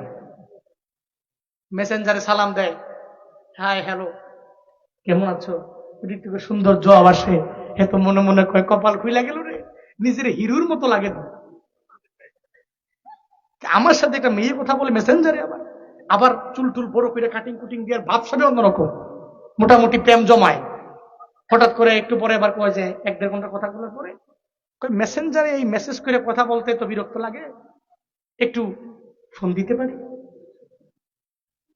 তো অডিও করে কথা বললে কয় লগে আব্বা আমা আছে, ভিডিও করে কথা বললেও কয় আব্বা আমা আছে। কল ছাড়া যা অসুবিধা নাই, মেসেঞ্জারে যা করতে পারো চ্যাট করো। 2 বছর প্রেম করছে, খোঁজ খবর নাই, মনে করছে মনে কোনো মাইয়ার সাথে প্রেম করতেছি, দুনিয়ার যত পেটের ভিতরের কথা আছে সব বলে ফেলছে। একটা পর্যায়ে 2 বছর পরে দেখে এক বন্ধুর মেসেঞ্জার ঘাইটা ওই বন্ধু ওই মেঘ বালিকার সাথেই কথা কয়। আছে না নাই? আমারে মনে করুন আমি বুড়া হুজুর, আমি এই জগতে হুজুর, ঠিক কিনা? আমি বুড়া টুরা হই না, আমি জানি, আমি বুঝি। পরে 2 বছর পরে কয়, কিরে বন্ধু তুমি এলো কথা কও? কথা কই, হে তো আমি পাশের বন্ধু। কারে কও কি? 2 বছর যে প্রেম করলাম, কার সাথে করলাম? রং প্রোফাইলে নক করলাম। এরকম রং নাম্বার ডায়াল করে অন্যায় করা যায় না সব জায়গায়। যদি মেয়েটা ভালো হয়, তুমি যদি যায় বলো তুমি প্রেম করবা, সে বলে ইন্নী আখাফুল্লাহ, আমি তো আল্লাহকে ভয় করি, তোমার মতো যুবক ছেলে আমার সাথে অন্যায় কোন প্রেমে জড়াবা জীবনেও সম্ভব না। যদি তোমাকে ধমক দিয়ে তাড়িয়ে দেয়, তখন তুমি বলবা যে দূর লং জায়গায় ডায়াল করলাম, লোকটা যদি ভালো হয় তুমি যদি বলো অ্যাকসেপ্ট করবে না, কিন্তু যদি খারাপ হয়, যদি স্বাদ ঘাটের পানি খাওয়াই না থাকে, তাইলে দেখবা তুমি কোয়ার পরে কবে যে হ্যাঁ অ্যাকসেপ্ট, ঠিক কিনা? টিপ শিখিয়ে দিলাম। আল্লাহ আমাদের প্রত্যেককে সঠিক বুঝ দান করেন। আল্লাহ যুবক ভাইদেরকে দ্বীনের জন্য কবুল করেন। আল্লাহ সঠিক পথে পরিচালিত করেন। সকলেই পড়ি আমিন। মহিলা কয় জোর মনে করছি তার কাছে আসার পরে মনে হয় কোনো অন্যায় করা যাবে, কোনো অপরাধ করা যাবে, জেনা করা যাবে, কিন্তু সে আমরা ভাগায়া দিল। পাহাড় থেকে নামলো, নামার পরে গিয়া দেখে এটা রাখাল শুয়ে। রাখালের কাম কি? রাখালের কাম হলো রাখালগিরি করা। এই তো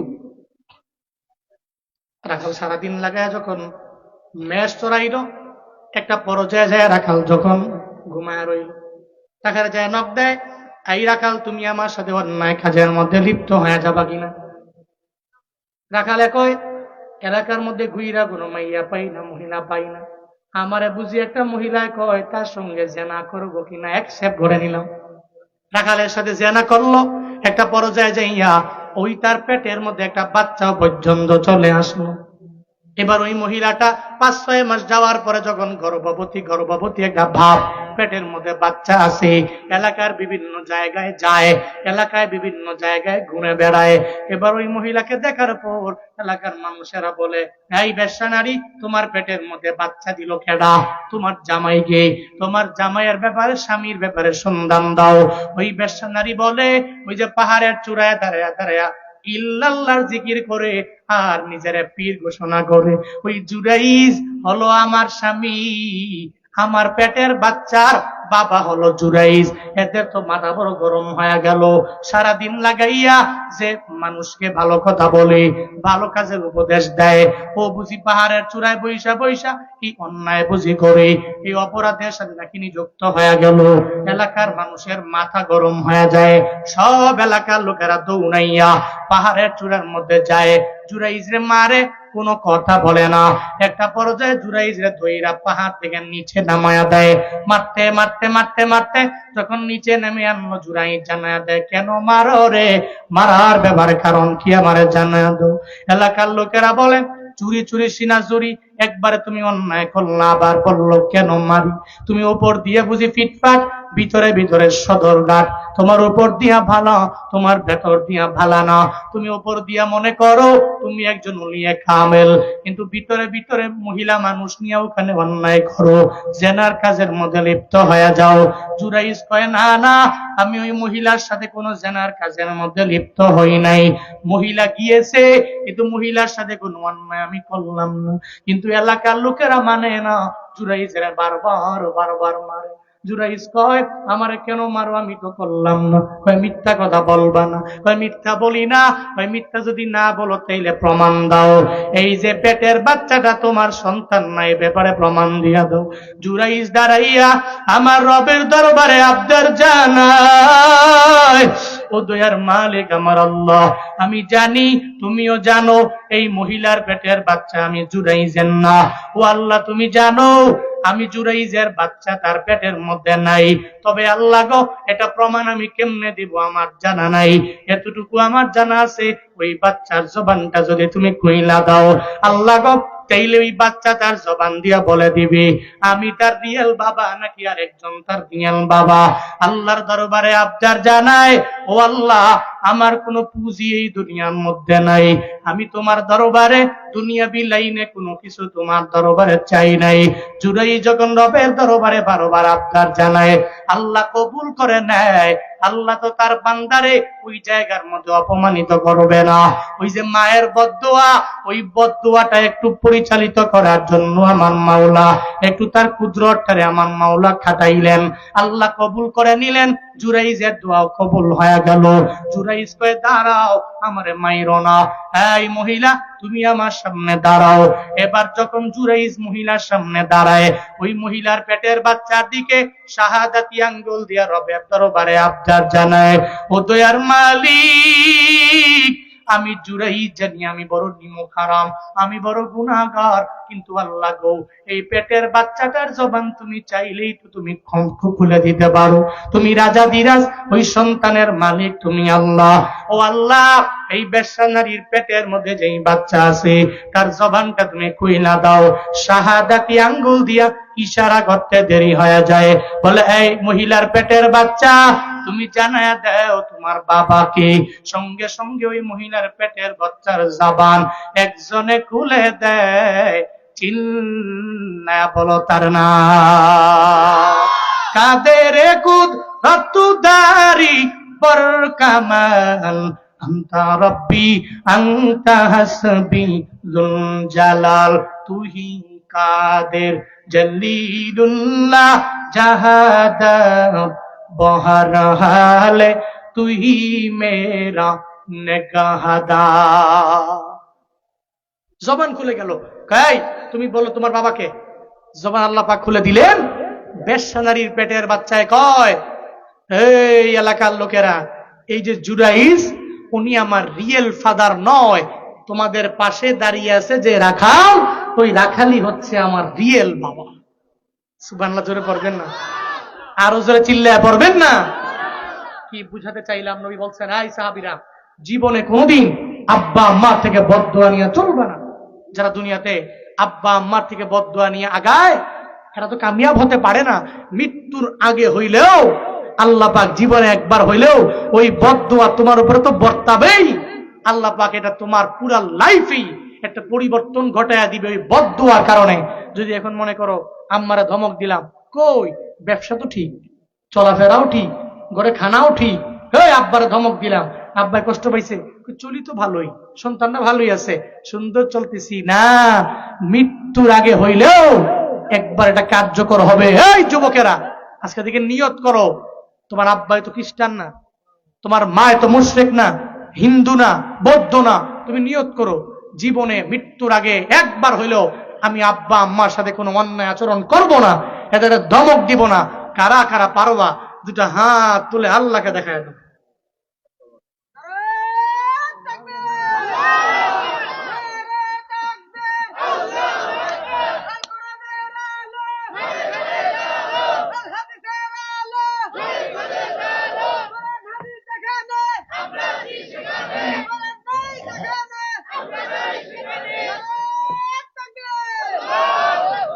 আল্লাহ আমাদের প্রত্যেককে আব্বা আম্মার দোয়া নিয়ে চলার তৌফিক দান করেন। সকলেই পড়ি আমিন। আরো জোরে পড়েন আমিন। আর একটু আওয়াজ করে আমিন।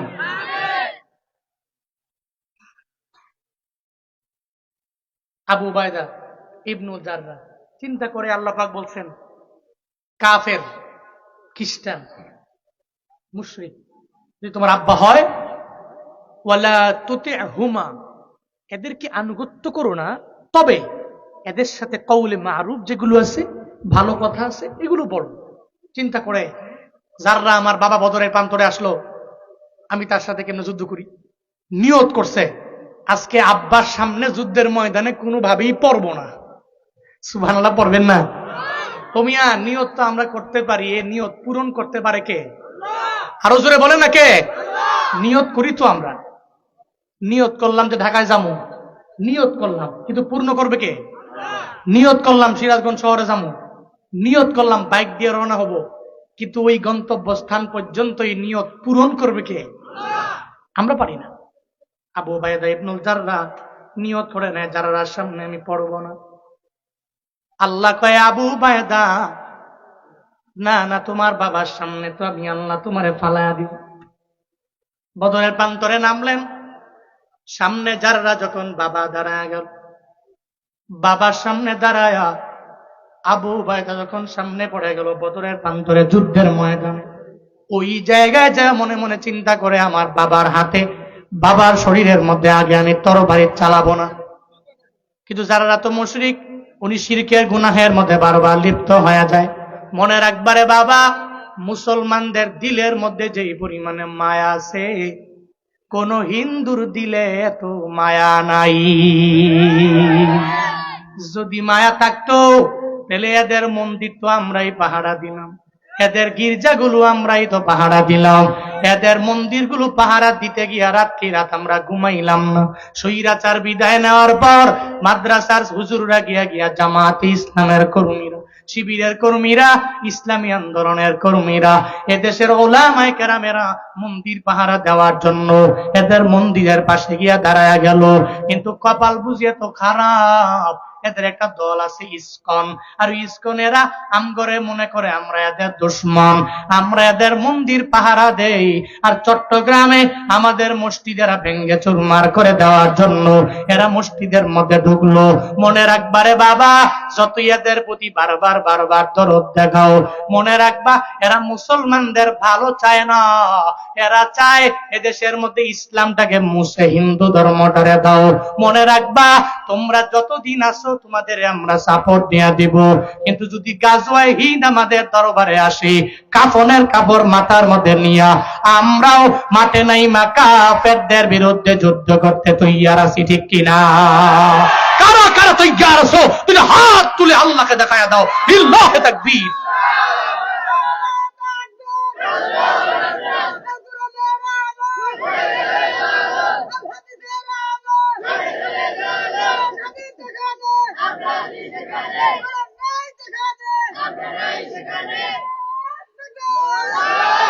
মুসলমানের এই দেশেতে ইসকনের ঠাঁই নাই, ইসকনের পক্ষে যারা এদের কোনো রক্ষা নাই। মুসলমানের এই দেশেতে ইসকনের ঠাঁই নাই, ইসকনের পক্ষে যারা এদের কোনো রক্ষা নাই। এই দেশেতে থাকতে হলে কোরআন মানতে হবে, কোরআন না মানবে যারা বিতাড়িত হবে। দুর্কদমে সামনে চলো, বজ্রকণ্ঠে আওয়াজ তুলো, সবাই মিলে একই তালে দাও না স্লোগান, লিল্লাহে তাকবীর, নারায়ে তাকবীর, দিন ইসলাম, দিন ইসলাম, জিন্দাবাদ, জিন্দাবাদ। ইসলামেরই জন্য দেশের হয়েছে জন্ম, ইসলামের বিরুদ্ধে গেলে দেশ হবে ভিন্ন। ঠিকের আওয়াজ নাই, বলে গেছো তোমরা? ইসলামেরই জন্য দেশের হয়েছে জন্ম, ইসলামের বিরুদ্ধে গেলে দেশ হবে ভিন্ন। ইসলামের বিরুদ্ধে যারা নিয়েছে অবস্থান, এই বাংলায় ঠাই হবে না, যাও হিন্দুস্তান।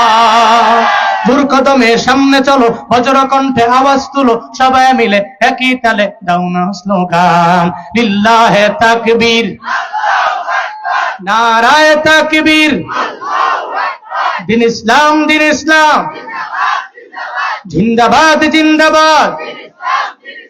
আল কোরআনের আলো সংসদে জালো, আল হাদিসের আলো সংসদে জালো, লিল্লাহে তাকবীর। হিন্দুরা দেখবেন এদের অন্তরে মায়া নাই, এদের প্রতি আমরা মায়া করি, এরা মায়া করে না। আরে কাদের মন্দির পাহারা দিলাম রে, তুমি করে একটা হিন্দু এসে বলুক এদেশে হিন্দুরা সংখ্যালঘু, ঠিক কিনা? মুসলমানরা এত পরিমাণে বেশি, যেখানে 95% মুসলমান শুধু। এরপরেও কোনো হিন্দু সামনে দাঁড়ায় বলুক আমি হিন্দু হওয়ার কারণে বাজারে যাওয়ার পরে এরা মারছে, এরা আঘাত করছে, এরা জুলুম করছে, এরা নির্যাতন করছে, জীবনেও কোনোদিন কোন হিন্দু এটা বলতে পারবে না বাংলাদেশে। কিন্তু ভারতে কয়েকদিন পরে পরে এরা মসজিদ ভেঙ্গে ওই জায়গায় মন্দির নির্মাণ করে, আবার এরাই আমাদেরকে মানবতার গান শোনায়। এদের মতো অমানবিক এবং সাম্প্রদায়িক বিশ্বে কোনো রাষ্ট্র নাই, চিল্লা এখন ঠিক কিনা? এরা আবার হাম করে শোনায় এরা মানবিক না, অথচ আমাদের মতো মানবিক কোথায়? একটা হিন্দু এসে বলুক মিডিয়ার সামনে তার উপরে জুলুম করা হয়েছে, তার উপর নির্যাতন করা হয়েছে। আবু উবায়দা ইবনুল জাররাহ, আবু উবায়দা কয় মনে তো মায়া, কারণ ইসলাম আছে তো, সুবহানাল্লাহ পড়বেন না? আরে বাবা, ইমানটা নিয়ে যারা অগ্রগামী হয় এদের দিলটা তো বড়, এদের মনটা তো বড়। বাবার সামনে তোর বাড়ি আমি চালাবো না, কিন্তু বাবা তো মুশরিক, বাবার দিলে সন্তানের প্রতি বিন্দু মাত্র পরিমাণ মায়া নাই, সঙ্গে সঙ্গে তরবারি ধরছে, তোকে মেরে ফেলবে। এবার আবু উবাইদা কয়, আর আমার বাবার কথা শোনা যাবে? এখন বড়কে বাবা না আল্লাহ? ওই পর্যায়ে মা না আল্লাহ? ওই পর্যায়ে ভাই না আল্লাহ? বলে না কে? ওই পর্যায়ে নিজের ছেলে না আল্লাহ? ওই পর্যায়ে নিজের চাচা না আল্লাহ? ওই পর্যায়ে নিজের জেঠা না আল্লাহ? কে? এবার মনে করলো যে প্রায়োরিটি আর বাবাকে দেওয়ার সময় নাই, তরবারি দিয়া আল্লাহ কয়, এই আবু উবাইদা, তুই চাস দূরে থাকবি, আর আমি চাই তোর বাবার সাথে যুদ্ধের ময়দানে তোরে ধরা খাওয়াই দিব, দুইজনে মিল্লা যুদ্ধ করবি। আল্লাহ কয়, আমি তার প্রতি এত রাজি হয়েছি যে সে যখন তরবারি নিয়ে বাবার সাথে যুদ্ধ করার জন্য তরবারি চালাইলো, যাররা দুনিয়া থেকে বিদায় নিয়ে জাহান্নামী হলো, আবু উবাইদা বিজয় হয়ে গেল। এই বিজয় দান করেছেন কে? আল্লাহ রাজি হয়ে নবীকে জানাইছেন, আই নবী, ওয়ালা তাজিদু কওমান ইউমিনুনা বিল্লাহ ওয়াল ইয়াউমিল আখির ইউওয়াদুনা মান হাদাল্লাহ ওয়া রাসূলা। আপনি পাবেন না ওয়ালা তাজিদ কওমান ইউমিনুন বিল্লাহ, আল্লাহর প্রতি ঈমান আননেওয়ালা সম্প্রদায়কে আপনি পাবেন না, ওয়াল ইয়াউমিল আখির, আখিরাতের দিনের প্রতি যারা ঈমান আনছে এদের আপনি পাবেন না। কোন জায়গায়, কোন অবস্থানে?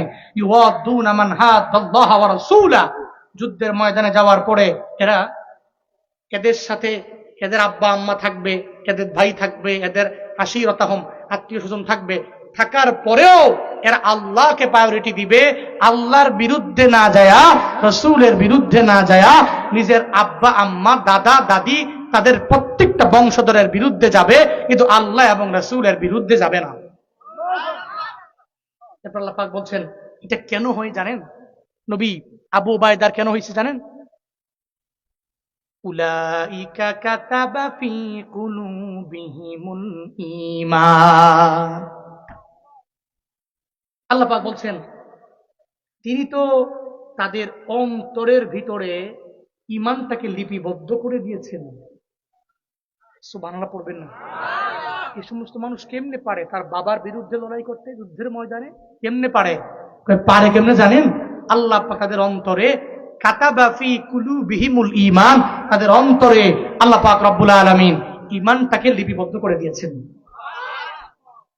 এরপর কি করেছেন? ওয়া আইয়াদাহুম বিরূহিম মিন, এমন কি আল্লাহ পাক রব্বুল আলামিন নিজ কুদরতি হাতে রূহটাকে আল্লাহ পাক তাদের ভিতরে আল্লাহর নিজের কুদরতি হাতে ঈমানের বলে বলিয়ান করে আল্লাহ নিজের হাতে সঞ্চারণ করেছেন। আরো জোরে আওয়াজ করে সুবহানাল্লাহ। এবার আসেন, প্রতিদান কি? ইউদখিলুকুম জান্নাতিন তাজরি মিন তাহতিহাল আনহার খালিদিনা ফিহা, এরা আল্লাহ পাক এদেরকে মায়া করে এমন এক জান্নাতে ঢুকাবে যে জান্নাতের তলদেশ দিয়ে নহর সমূহ প্রবাহিত হয়।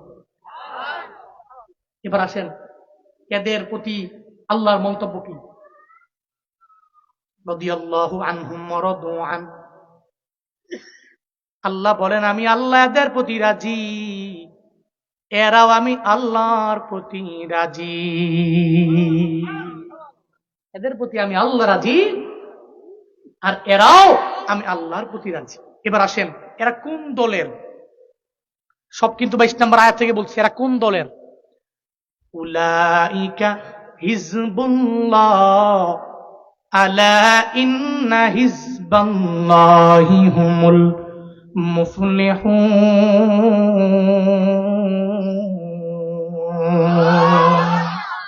আল্লাহ পাক বলেন, এরা হচ্ছে আল্লাহর দল, এরা আওয়ামী লীগ না, এরা বিএনপি না, এরা জাসদ বাসদ না, এরা কোন দল রে বাবা? এরা হলো, আল্লাহ জানায় দিলেন, আমার আল্লাহর দল। আল্লাহ কয়, জেনে নাও, ইন্না হিজবাল্লাহ, নিশ্চয়ই রবের দলের যারা, এরা মুফলিহুন, সফল কাম হয়ে যাবে।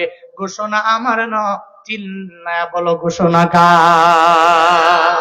এজন্য দল কাট্টা করবো, কাট্টা কাট্টা আল্লাহকে যেই ব্যক্তি মানে, রাসূলকে যে ব্যক্তি অনুসরণ করে, এ সমস্ত উলুল আমরের দলের অন্তর্ভুক্ত হব এবং সবাইরে বলবো, দুনিয়ার কোন ব্যক্তির দল আমি করি না, আমি তোমার আল্লাহর দল করি।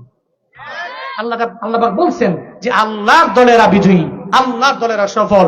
আল্লাহ আমাদের সবাইকে রবের দলের মেম্বার হওয়ার তৌফিক দান করেন। আরো চিল্লায়া পড়ে না আমিন, আর একটু আওয়াজ করে আমিন। আজকের এই মাহফিলে আসছেন, এই প্রোগ্রামটা ইবতেদায়ী মাদ্রাসার উন্নয়ন কল্পে আয়োজিত। কে আছেন হুজুর যুদ্ধের ময়দানে যেতে পারি নাই, তবে এই জগতে যুদ্ধ নাই, তবে হুজুর আমি এই মাদ্রাসায় একটু শরীক হলাম, অন্তত পক্ষে জান দিতে পারি নাই, একটু মাল দিয়ে আমি শরীক হব। কেউ দোয়া টোয়া লাগতো না, বয়ান শেষ জামুগা দোয়া দিয়ে যান। এখানে এমন কেউ আছেন হুজুর আমার দোয়া দরকার নাই? আছেন কেউ? কি গুনাহ নাই কেউ আছেন?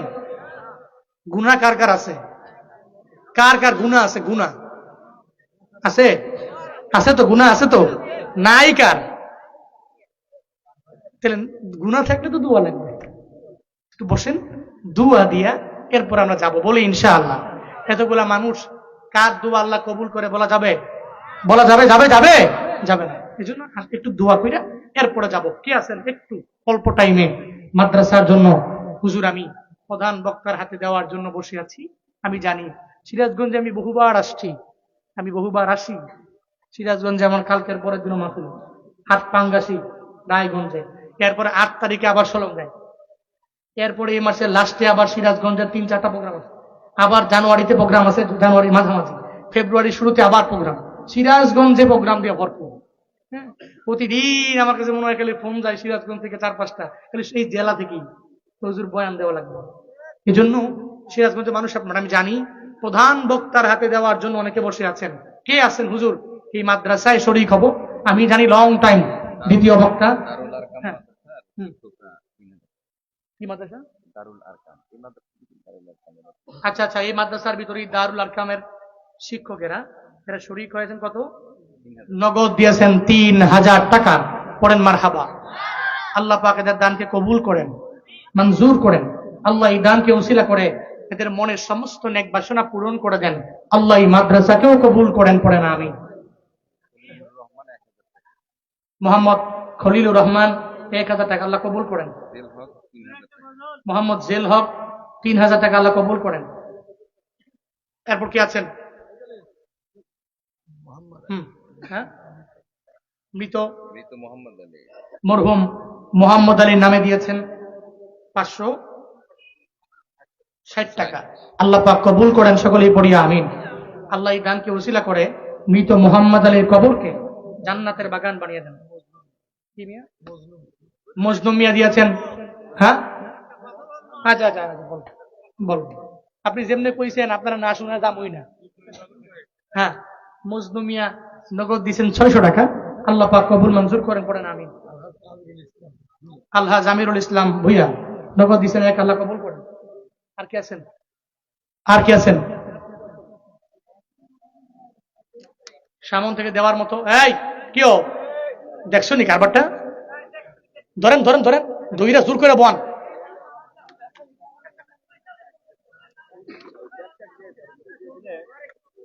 আচ্ছা, ব্যাগ ব্যাগ রুমাল, এটা হইলো এমদাদুল হক মাস্টার। কত?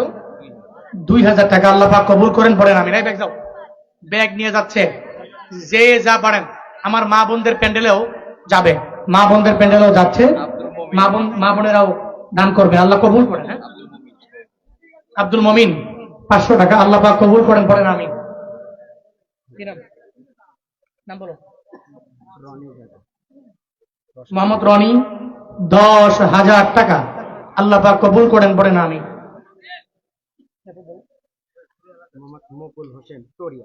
মোহাম্মদ মুকুল হোসেন চড়িয়া নগদ 2000। আল্লাহ কবুল করেন। পড়েন আমিন। হ্যাঁ, আমাদের যে জালসার যে কমিটি আপনার সাথে কথা বললেন, হ্যাঁ, আয়োজনের সবাই মানিক 50,000, আমাদের 15,000 টাকা আর 30 বছর, মানে 15,000 টাকা। এটা আমাদের জালসার আয়োজন। হ্যাঁ, ওইটা আমার কথা বলছিলাম। হ্যাঁ, জালসার আয়োজন কমিটির ভিতরে ইতালি প্রবাসী মোহাম্মদ মানিক মিয়া আরো দিবেন, উনি দিয়েছেন 50,000 টাকা। আরো জোরে মারহাবা। উনি আমার বয়ান শুনেন, ইতালি থাকেন, ফোন দিয়েছেন আমাকে, হোয়াটসঅ্যাপে যোগাযোগ আছে। উনি 50 দিয়েছেন এবং কি আরো দিবেন। আল্লাহ পাক ভাইকে কবুল করেন, মঞ্জুর করেন। আল্লাহ ইতালিতে ভালো রাখেন, সিহতে আফিয়াতের সাথে রাখেন, সকলেই পড়ি আমিন। দ্বিতীয়ত মোহাম্মদ সামান সাহেব, মালয়েশিয়া প্রবাসী। আমারও কথা হয়েছে আসার সময়, ওই যে ওরা কথা বলতেছিল, আমি বলছি যে উনি বলছে 10 দিবে, আমি বলছি না আপনি 15 দিবেন। উনি রাজি হয়েছে, উনি দিবেন 15,000 টাকা আর 30 বস্তা সিমেন্ট। আরো জোরে মারহাবা, আরো জোরে মাশাআল্লাহ। আল্লাহ পাক সামান সাহেবের দানকে কবুল করেন, মঞ্জুর করেন। আল্লাহ এই দানকে উসিলা করে ওনার মনের সমস্ত নেক বাসনা পূরণ করে দেন। আর টোটাল জালসার আয়োজন কমিটি, না জালসার আয়োজন কমিটি টোটাল দিয়েছেন 98,000 টাকা। 2,000 কম 98,000 টাকা, 2,000 কম 1 লাখ টাকা। আল্লাহ পাক কবুল করেন, মঞ্জুর করেন। আল্লাহ এই জালসা হাসরের ময়দানে নাজাতের উসিলা করেন, সকলেই পড়িয়া আমিন। আরো জোরে পড়ি। মালিক আশরাফ কি গ্রামীণ সুইটের হোটেল, গ্রামীণ সুইটের মালিক নগদ দিয়েছেন 500 টাকা। আল্লাহ পাক কবুল মঞ্জুর করেন, পড়েন আমিন। হ্যাঁ ফোন ধরা সিমেন্ট দিবে, বলেন বলেন বলেন দেন দেন দেন। আল্লাহ প্রত্যেকের ছোট থেকে ছোট, বড় থেকে বড়।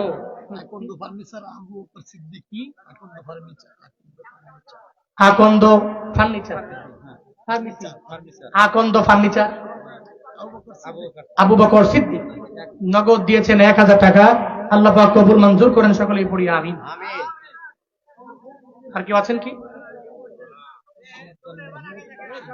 হ্যাঁ হ্যাঁ, কে? সুলতান মাহমুদ নগদ দিয়েছেন 120 টাকা। আল্লাহ পাক কবুল করেন, পড়েন আমিন। আর কেউ আছেন? আর কেউ আছেন? আচ্ছা আচ্ছা, ব্যাগ নিয়ে গেছে? ব্যাগ কি আনছে? মা বোনদের প্যান্ডেলে গেছে? হ্যাঁ, আল্লাহ পাক প্রত্যেকের ছোট থেকে ছোট, বড় থেকে বড় প্রত্যেকটা দান আল্লাহ পাক কবুল করেন। আমার জন্য খাস দোয়া, হ্যাঁ সবাই দোয়া করবেন, আল্লাহ কবুল করেন, মঞ্জুর করেন। এবং রমজান মা দেখছো কি, বাহাদুর হোসেন নগদ 200 টাকা। আল্লাহ পাক কবুল করেন। এই পুরুষ প্যান্ডেলে অনেকগুলো টাকা আসছে, আল্লাহ পাক কবুল করেন। নবী নবী করে আর কত কাল আমি কাঁদব, নবী নবী করে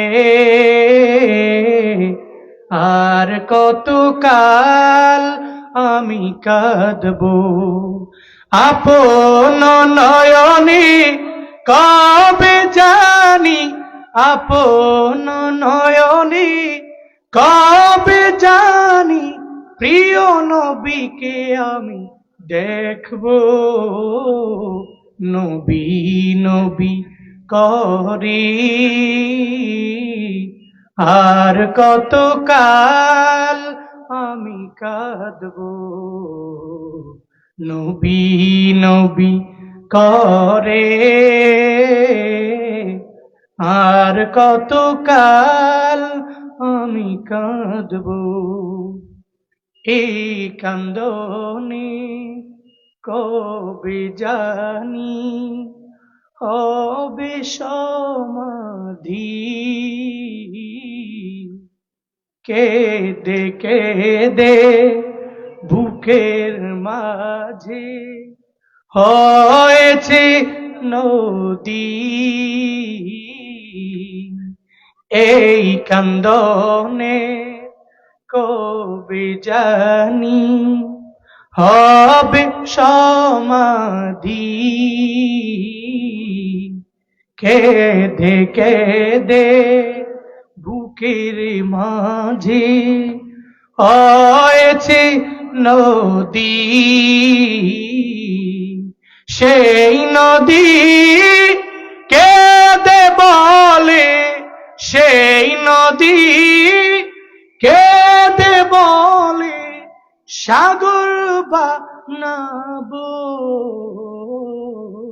নবী নবী করে আর কত কাল আমি কাঁদব, নবী নবী করে আর কত কাল আমি কাঁদব, নবী নবী করে আর কত কাল আমি কাঁদব, আপন নয়নে কবে জানি প্রিয় নবীকে আমি দেখব, নবী নবী করে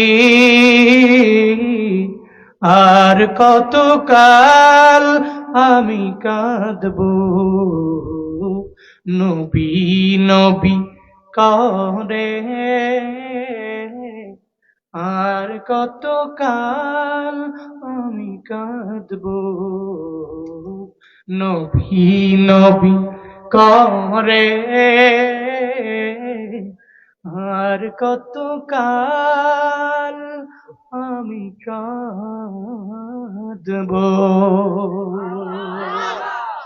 اللهم صل على سيدنا ونبينا وشفينا حبيبنا فيك। একজন ভাই দিছেন নগদ 1000 লাখ। হ্যাঁ, ইতালি প্রবাসী মানিক ভাই ভালো আছেন না? মাশাআল্লাহ, কই কথা শুনিয়েন তো ভাই? হ্যাঁ, এখন শুনতে পাচ্ছি। ভালো আছেন না? আপনি টাকা দিয়েছেন 50। বন্ধ হলো কেমনে? আমরা শুনতে পাচ্ছি।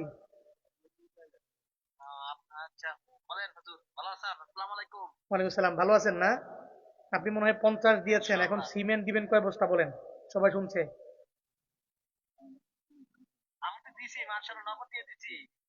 এরপরও সিমেন্ট দিয়ে শরীর না, সিমেন্ট দিয়ে শরীর করতে হবে।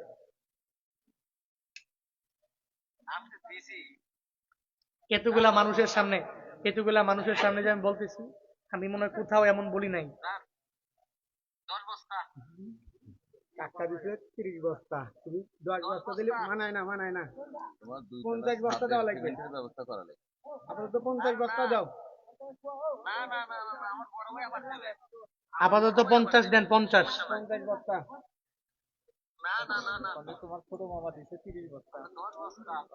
আপনার ছোট মামায় দিছে কত? 30 বস্তা। 30 বস্তা দিছে। তাহলে আপনি ছোট মামায় দিছে কত? 30 বস্তা। 30 বস্তা। তাহলে আপনি দিবেন হলো কত? 50। আমি 50,000 টাকা ক্যাশ দিছি, একবার নগদ ক্যাশ দিছি। তোমরাই কয়বার? রাখছি। আমি আর কত দেব? আমি আর কত দেব? 50,000 ক্যাশ দিছি। 40 বস্তা দিয়ে দাও। 40 বস্তা শিকার হয়ে যাও। 40 বস্তা শিকার হয়ে আচ্ছা যাও। আচ্ছা, এই কয়ো হুনা যা হুনা। ওই জায়গা অনেক মানুষ আছে। 20 বস্তা। 20 বস্তা শিকার হয়ে যাও। হ্যাঁ, আর 10 বাড়ায়। আচ্ছা 30 আমি আপনার বন্ধুদের টাকায় আমি 20 বস্তা। শিকার হয়ে যাও। ঠিক আছে।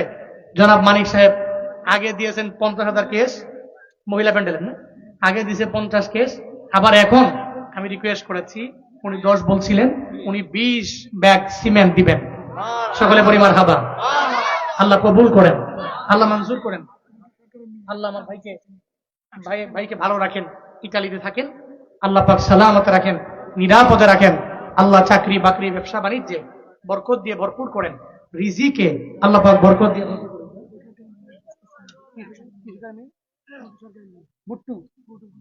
গুট্টু সরকারের মেয়ে 1 ব্যাগ সিমেন্ট আল্লাহ পাক কবুল করেন। পড়েন আমি।